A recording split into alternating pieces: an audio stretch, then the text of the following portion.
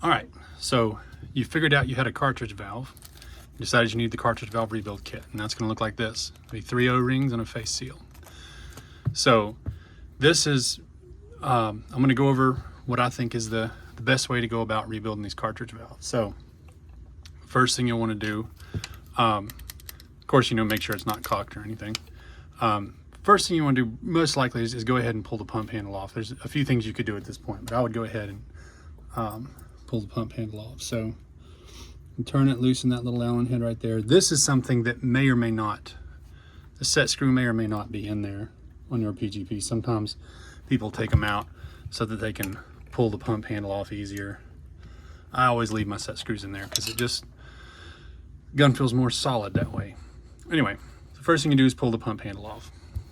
And a kind of handy little trick is just when you're doing that, go ahead and use the pump handle to offset your bolt, because you're not going to need to pull the bolt out here to do this. You just offset that pin right there, and it makes it easier. So now we're gonna, let's go ahead and pull off the cap for the cartridge valve just to get out of the way. Okay, and we'll get in here and remove this grip frame screw. Oh, it's the wrong size. Allen key. Okay. Loosen it like that. This is another thing that may or may not be on your PGP. It may or may not have a hole there to stick the Allen key through. It's handy to have that hole there. It makes everything a lot easier. Let's take the one off the back here.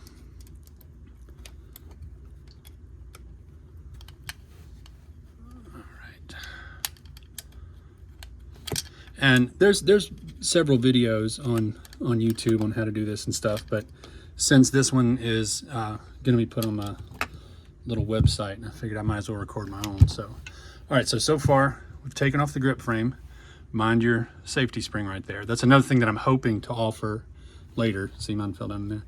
I'm hoping to offer later on the web page, but right now, those little springs, they just are pretty expensive to get the right size spring there. So far we've taken off the grip frame. Here's the 2 grip frame screws, the pump handle, and the CO2 cover. So you can go ahead and pull this off, pull that spring out, and then the hammer should come right out.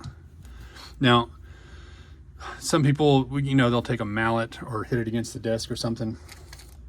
I've got a piece of PEX pipe. So I just kind of push it out with the PEX pipe. If it's stuck in there, you could use, a rubber mallet or something, but I would just, always be careful, because these things it's all brass, so it's all soft metal. All right, so you've taken it out of the body. Here's your pieces, you're gonna set it here. And now here's your cartridge valve. Now, this point, I encourage people to stay away from any kind of pliers with teeth, because, this is brass and it'll come loose. So this is what I've found to be the easiest way to do this first step.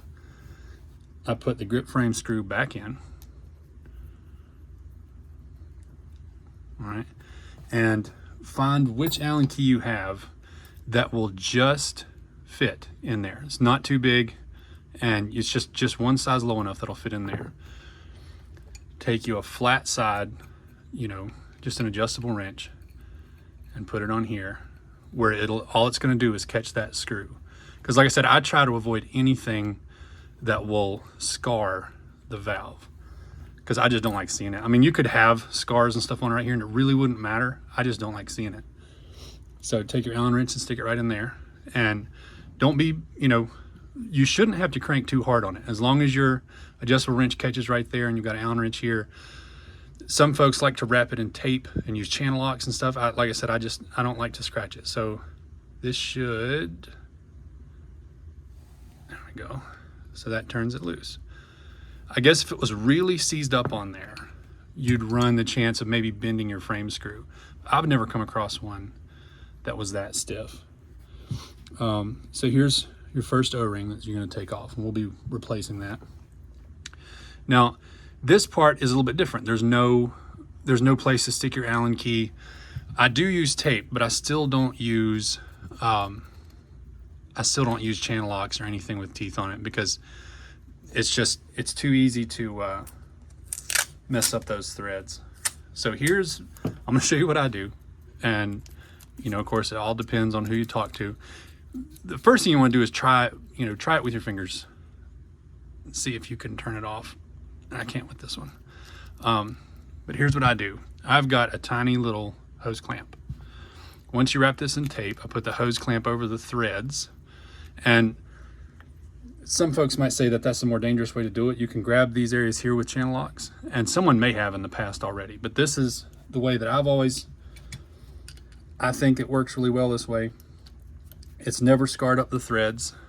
You just tighten this hose clamp around that masking tape. All right, not super tight, but tight enough that it starts to seize up. Get your Allen wrench that you already picked out for that hole in the front, and then get your adjustable wrench. And you're just going to do the same thing. Put it in there like that, and there it goes. All right, so here's the second ring you're going to replace. Now these kits I don't yet plan to, I don't have a source for these cup seals, but I've never known the cup seals to really be a problem. A lot of times I'll take them and look at them and make sure they're okay, but most of the time, even though they're old, those cup seals they don't offer to be much trouble. All right, so now we've got the valve completely apart. We're going to replace this O-ring. We're going to replace this one. Now this one might take you a second to get it off, because they kind of will, depending on how long they've been on there, they'll bend and reform to the shape of that area. All right, there's our second O-ring, and then we're going to take this O-ring off of this back plate right here. Now, when I go to take these O-rings off, I find that if you just pinch them, they kind of will rise up a little bit, and then you can get right in there with your pick and pull that off. All right, so as long as I can afford it and it doesn't become a problem, these kits, the O-rings in these kits and the face seals, are going to be color coded, as long as it continues to make financial sense. So the purple one here is going to go on the very end, so that one, replace that one. The smaller blue one is going to go right here, right there, and then the brown one is going to go on the outside here, and then the face seal will go on the outside of there. So let's first let's put this one back together. We don't want to forget our here we go, like that. I don't want to forget your cup seal.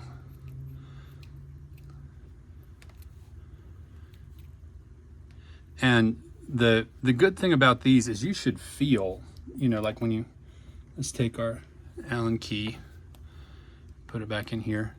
You should kind of feel when it gets there. When you're turning this, it'll essentially just, yeah, I mean, you can feel it. Don't force it.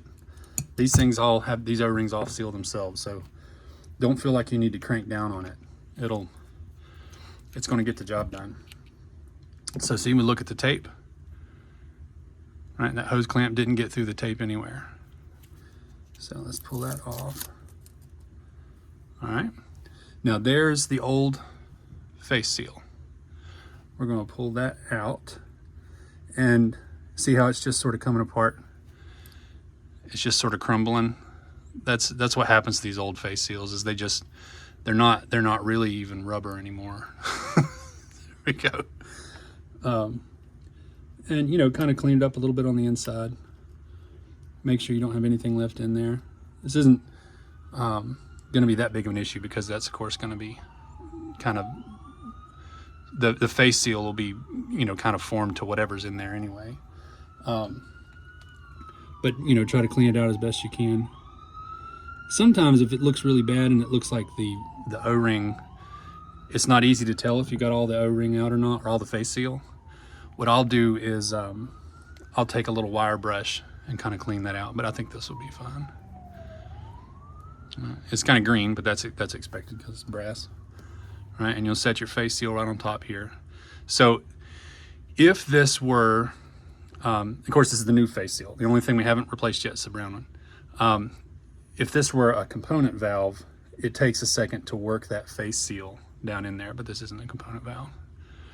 All right, so now we'll put the top back on here, and that will hold the face seal in place. All right, now the important part, and usually these things are pretty good about it, but the important part is that this hole lines up exactly opposite of your grip frame screw. So that looks pretty good to me. You could mess around with it and make sure you get it exact. Some people like to put little marks on there. I don't. I've never found it to really affect the velocity or anything if I just eyeball it and make sure that this hole, your grip frame screw, is exactly opposite. If you get this turned, you'll still get gas coming up through your valve, but it just won't, your velocity won't be where it should be. But what you want is it to be exactly opposite from this screw. And that's it. The whole thing's all rebuilt. We would put the new face seal in, replace both O-rings and the O-ring on the inside there. And like I said, you want to look at the, when you go to take these apart, look at the cup seal and make sure it's okay. But I've never known them to be trouble. Sometimes there's parts that I have to clean off of there. All right, so you've got your threaded hole right there for the grip frame. So when you go to slide this back in the body, you can just kind of follow it along the hole there. All right, and then like I said, this pipe works pretty good for me. All right, and watch the end up there, right there. May have gone a little bit too far. All right, and then you can take a small Allen key and straighten that hole out and get it right in the middle. Almost there. Okay. All right. Now, before you do anything else, what I like to do before I do anything else is go ahead and get the grip frame on there and get that screw in there so that I don't have to worry about the component valve moving anywhere. Sorry about the dogs barking. All right. Tighten this down.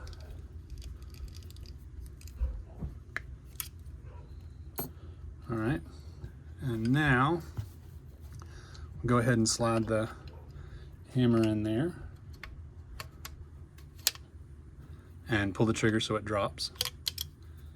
All right, and there's no reason you have to do that. It's just easier for putting the cap on the back and tightening that screw down if there's not any pressure on there.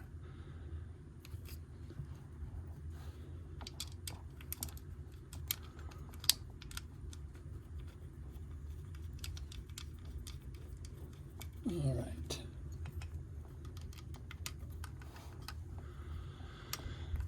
Tighten that down. I'm hoping I did this video where everybody can see the whole time. I've got my camera set up in front of me, so.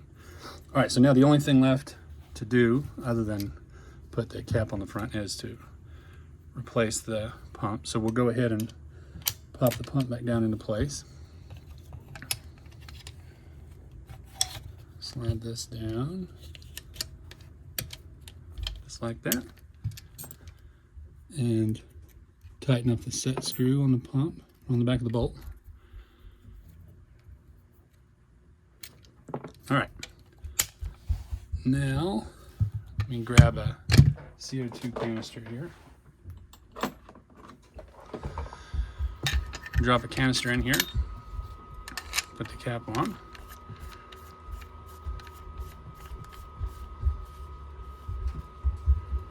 That.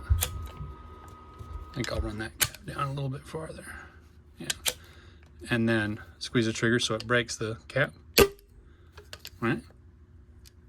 No leaking anywhere. Everything's working good. So that's the cartridge valve one. I'll be doing the component valve one shortly.